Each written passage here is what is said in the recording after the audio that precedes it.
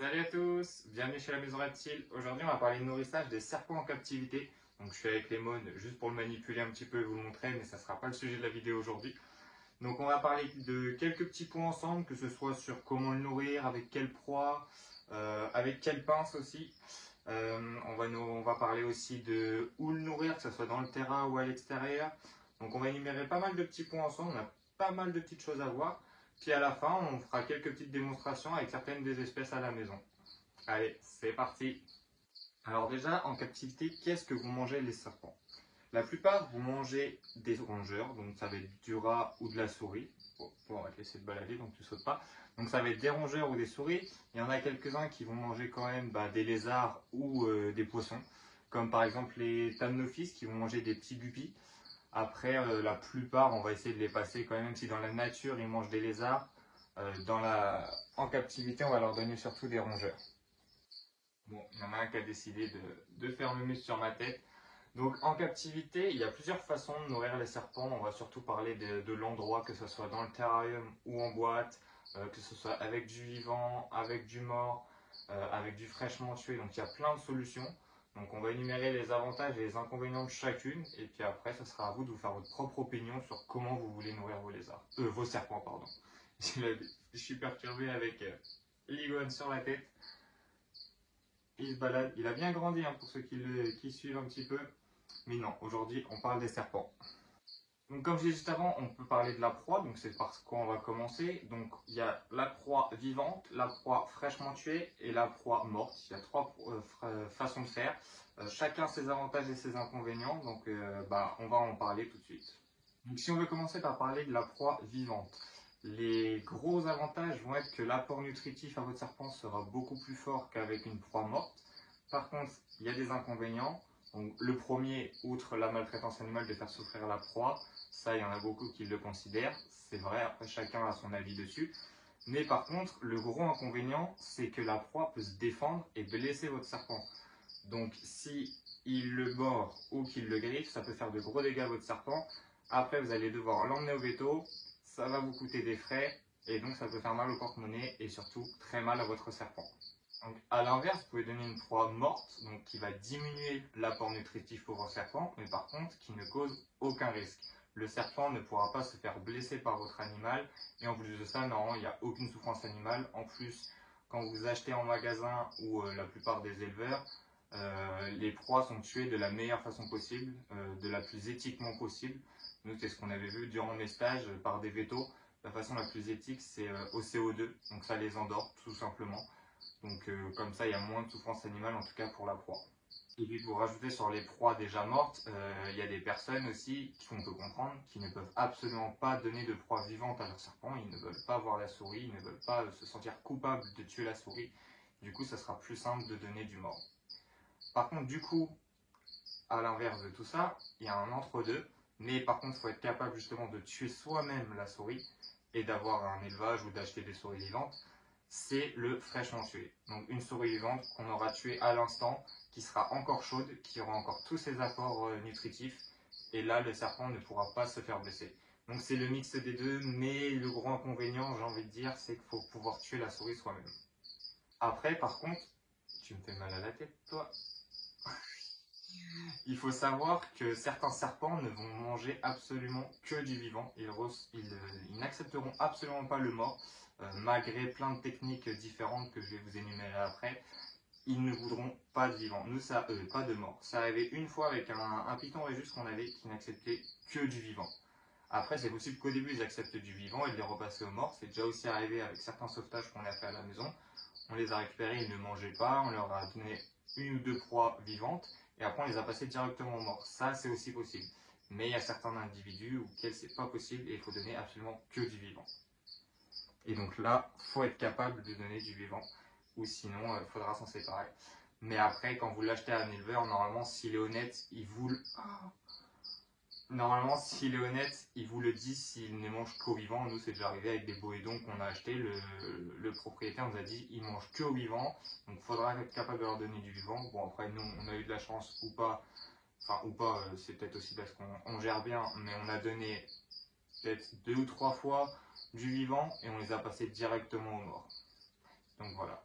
Donc du coup, nous, pour parler de nous, à la maison, en ce moment, tout le monde mange du mort.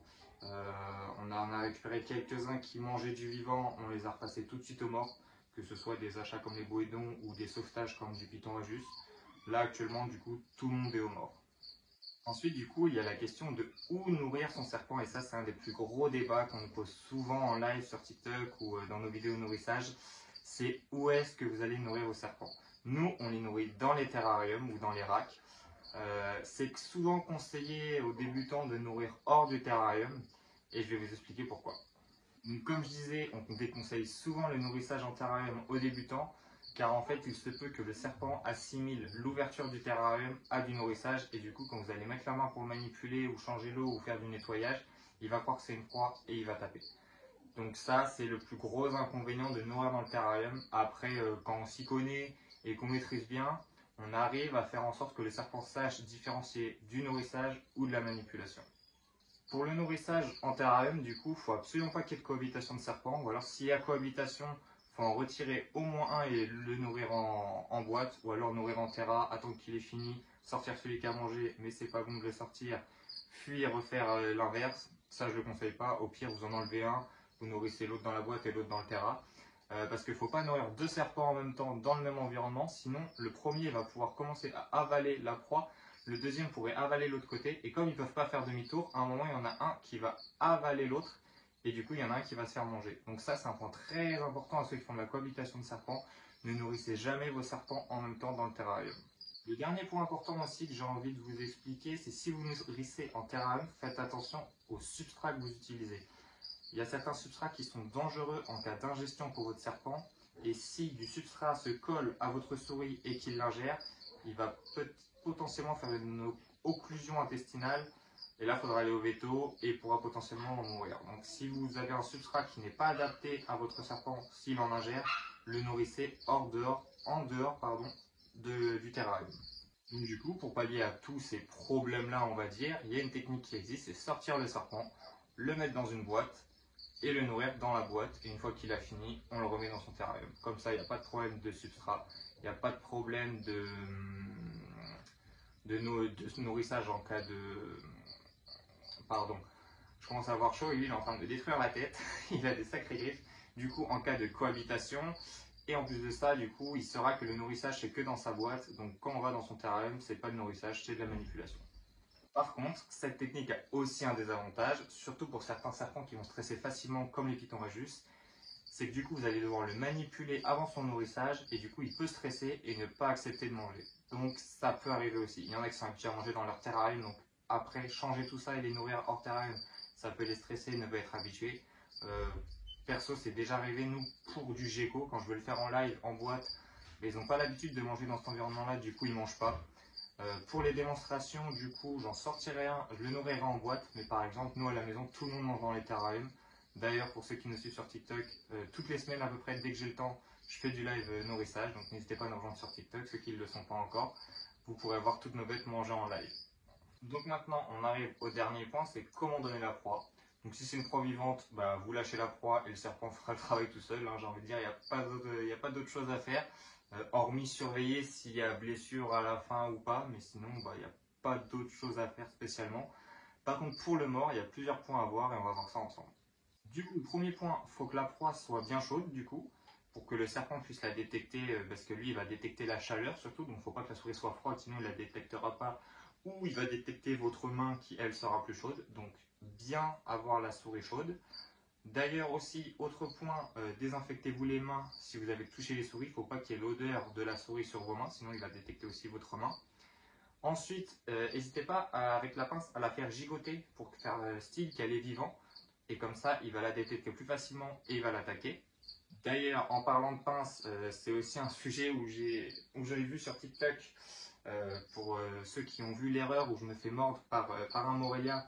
Si vous le nourrissez avec la pince, faites attention à prendre une pince bien adaptée selon votre serpent. Si c'est un petit serpent, prenez une petite pince. Mais si c'est un gros serpent comme le Morelia où je me suis fait mordre, pensez à prendre une pince assez grande pour avoir assez de distance.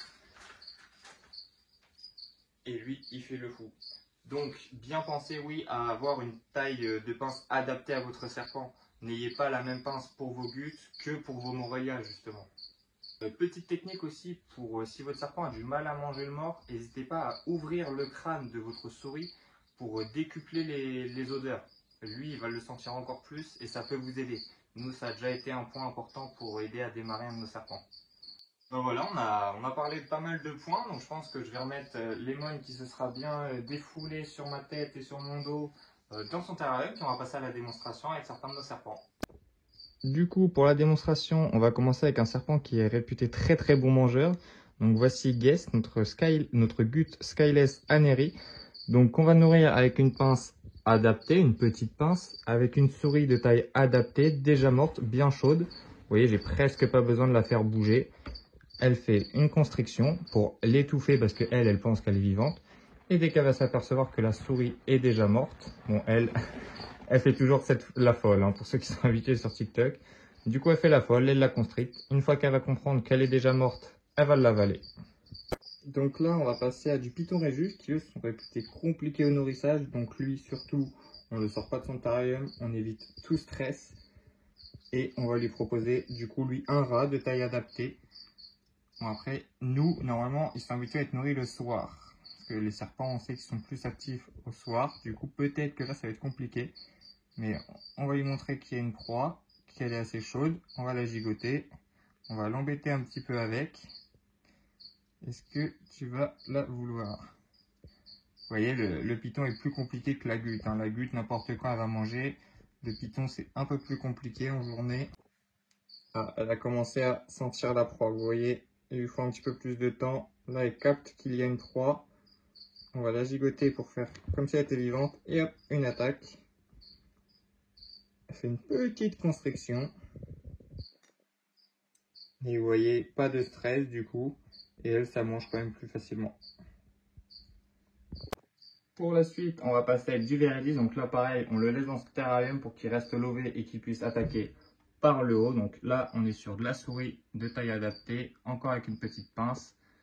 Bon, par contre, est-ce qu'en pleine journée, tu vas vouloir attaquer la femelle? Par exemple, elle mange que quand il fait totalement nuit, même en live, quand on a la lumière, elle ne mange pas. Lui, c'est un assez bon mangeur. Voilà, une attaque par le haut, une constriction. Et après, il va l'avaler. Vous avez vu la mâchoire là? Magnifique.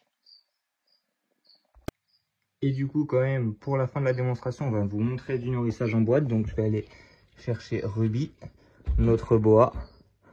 Donc, j'ai pas l'odeur de la souris sur la main parce que je me suis désinfecté. Je la mets en boîte. Moi, elle n'a pas l'habitude. Je vais prendre son rat. Bien chaud, avec une pince. Là, j'aurais pu changer de pince, par contre, vu la taille.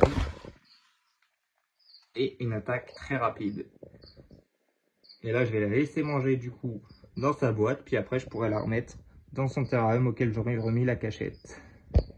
Du coup, et voilà, la seule chose que je vous aurais pas montré, ça sera le nourrissage au vivant. Comme je vous ai dit, il n'y a personne qui mange du vivant à la maison. Donc je préfère pas leur donner pour qu'ils reprennent du goût au vivant. Je préfère les laisser rester au mort. Donc voilà, j'espère que la vidéo t'aura plu, que tu auras appris certaines choses sur le nourrissage des serpents en captivité. N'hésite pas à me dire en commentaire ce que tu en as pensé, si tu as d'autres sujets de vidéo que tu voudrais que je présente. Et sinon, n'hésite pas à lâcher ton like et surtout, abonne-toi. Allez, à la prochaine!